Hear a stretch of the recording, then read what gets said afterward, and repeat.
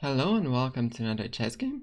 In this video I'm going to cover the finals of the Chessable Masters tournament. So the final is between Magnus Carlsen, the world champion, and Anish Giri, a top Dutch grandmaster. And this pairing is actually very special. Apart from these guys being obviously fierce rivals, they are the ones that have the most active social media presence as well, and they have been having quite some banter on Twitter lately.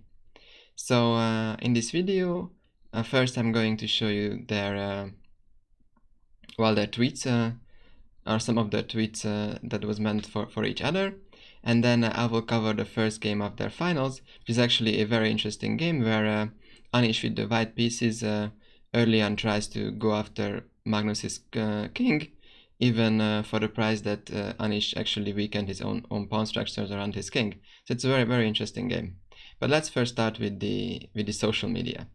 So when this whole online tournament thing started, the first tournament was the so-called Magnus Carlsen Invitational, and to that tournament, well, Anish Giri was also invited, and Magnus actually said that Anish is maybe not doing all that well, and Carlsen himself had actually quite a lot to do with the fact that he was even invited to this tournament.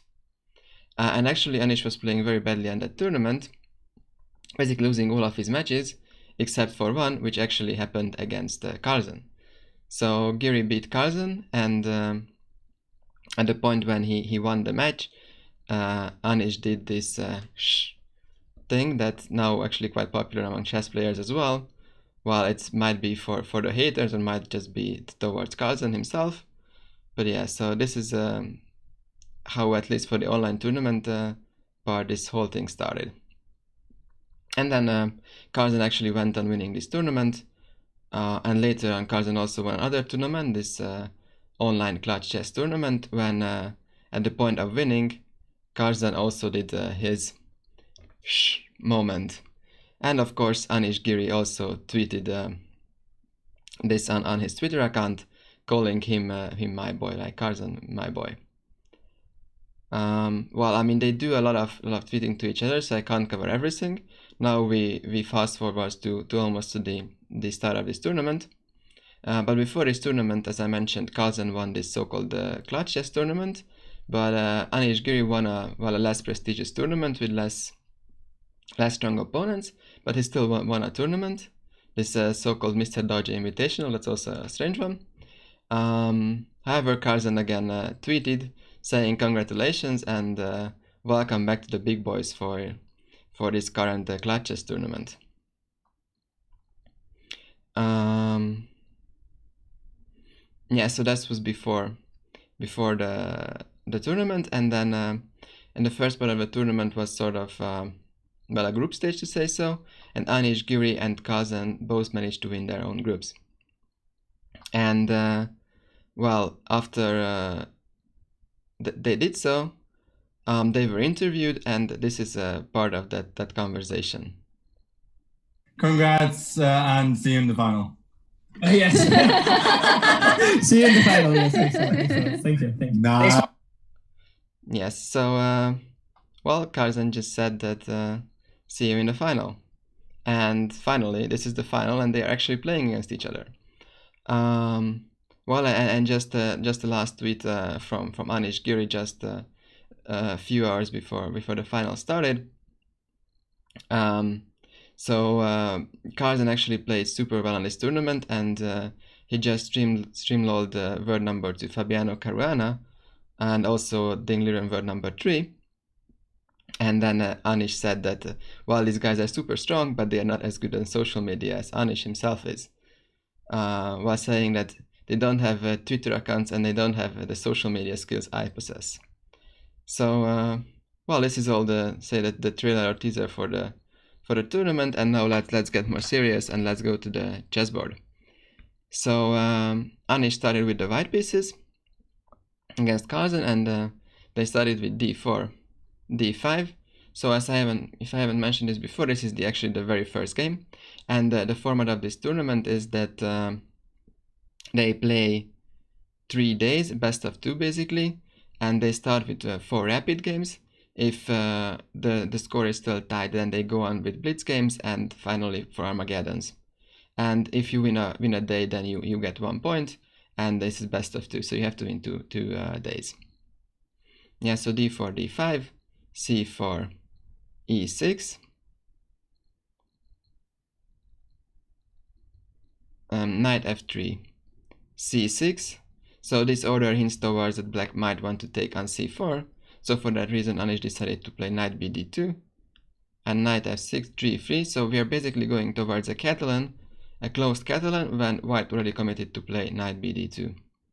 Bishop e7, bishop g2, castle, castle. So these are standard moves.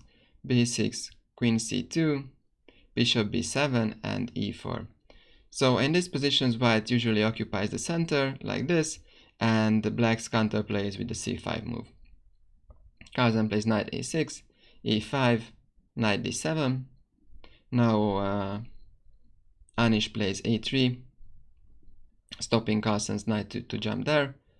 Comes knight c7, and in this position Anish takes on d5, and black takes back with the knight, and white comes with knight e4.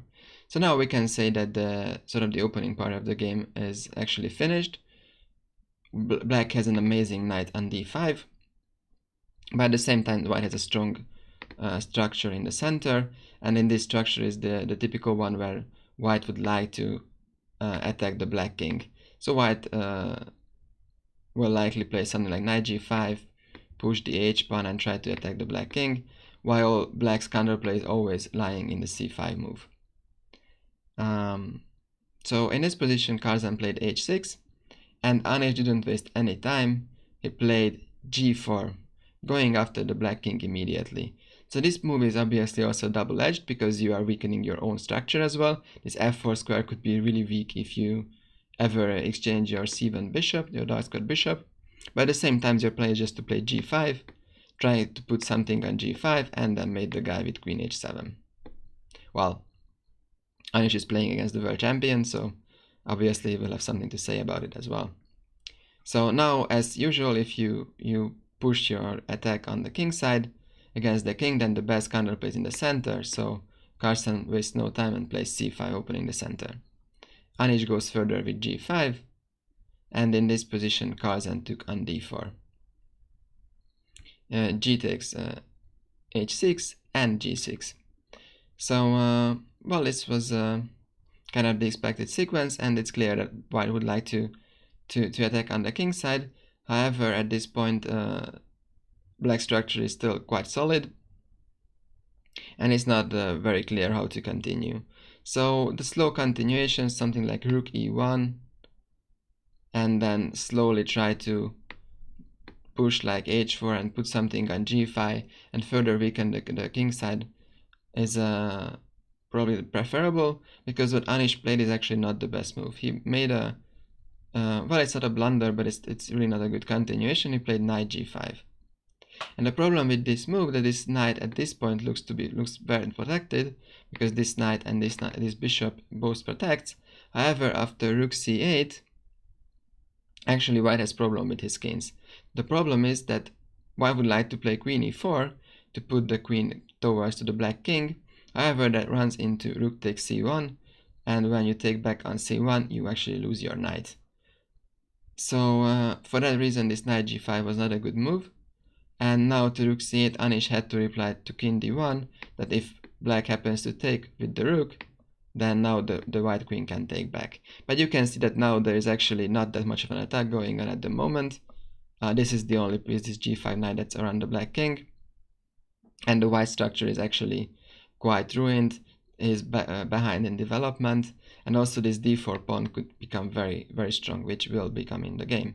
So now comes bishop a6 attacking the rook, rook e1, and d3.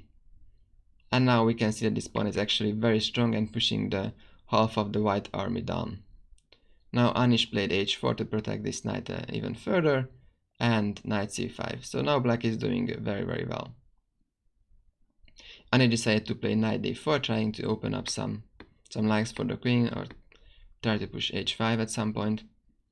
But Carlsen had a great reply with knight f4. So the idea is that now this knight is hanging, and actually if black manages to exchange some pieces, the white weaknesses can come to light even more. So bishop f4 is what Anish played, queen takes d4, well now this bishop is hanging, so queen g4 comes, protecting the bishop. Now d2, so this d pawn is already on d2. Well, white has nothing better to play than rook e d1. And actually in this position I invite you to stop the video because black has basically a winning continuation at this point. And by the way, actually Carlsen did miss it, so it's not that simple. So well, the idea is that white basically has one piece that holds most of his structure together, which is this f4 bishop. If you manage to eliminate this one, then the black structure is just falling immediately, and black could do that with bishop e2. So the idea is that after queen takes e2, queen takes on f4, and black is just overwhelming favorite at this moment because everything is really just hanging. This pawn hanging, this knight could be taken. You can't take on d2. Let's say if you take, then this runs into knight b3, winning the exchange. So while the computer says that black is just winning. However, Carlsen made this opportunity, and instead of bishop e2, he played knight d3, which looks also a very strong move. Now you're threatening to take on f4, on f2, on b2. This knight is beautiful. However, white has a great continuation that holds everything together, which is knight e4. So this knight protects the 4th rank. Now the f4 bishop is not hanging anymore, and also protects the f2 pawn. So at this point Carlsen goes for winning a pawn with knight takes f4, queen takes f4, queen takes b2. However, it's clear that at some point this pawn is going to fall. It's not that strong anymore. And Anish played rook a b1. Now black cannot take on a3 because then rook a1, and we just take this bishop. So for that reason black had to play queen c2. Anish continued with knight f6 check. Obviously black cannot take on f6 because after queen f6 this is just mate. On g7 there's nothing to protect this. So black had to play king h8. Anish played bishop e4, hitting the queen and aiming towards taking this pawn.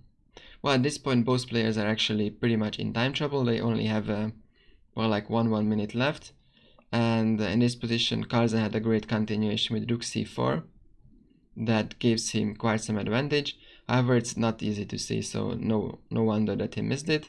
Instead of rook c4 he played bishop d3.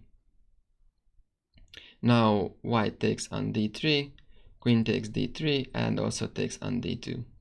So finally the material is equal. However, black is still hugely favored because the white structure is really weak. So you have all these pawns that could be very weak, and also the a3 pawn. Well, all that white has is that the black king is still a little bit shaky.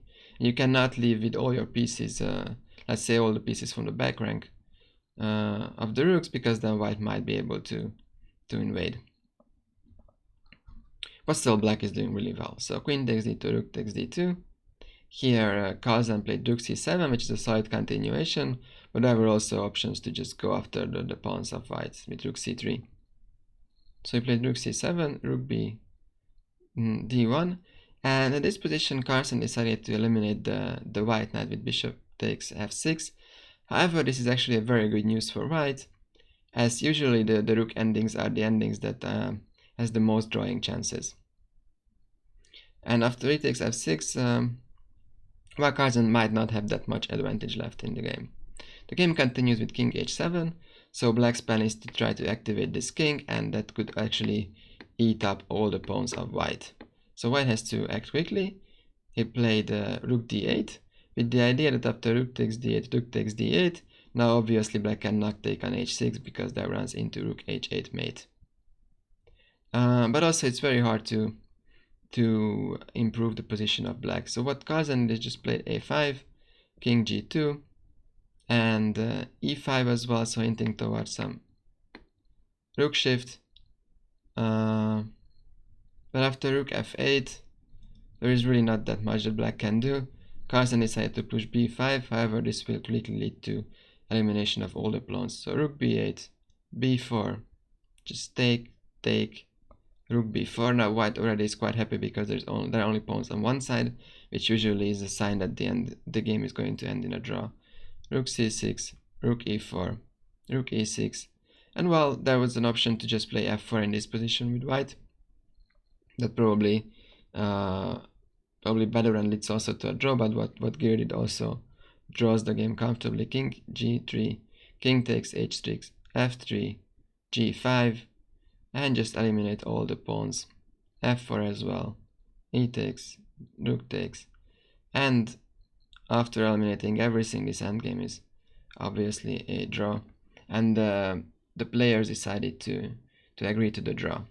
So this was their very interesting first game. It actually matches the expectations after all these social media banters that they had. And well, I'm looking forward to the rest of the tournament and the rest of the finals. Hopefully you are as well. If you have any questions, you can comment this in the comment section. And if you like the video, please give it a thumbs up. And you can also subscribe to my channel if you don't want to miss the rest of the finals. And see you in the next video.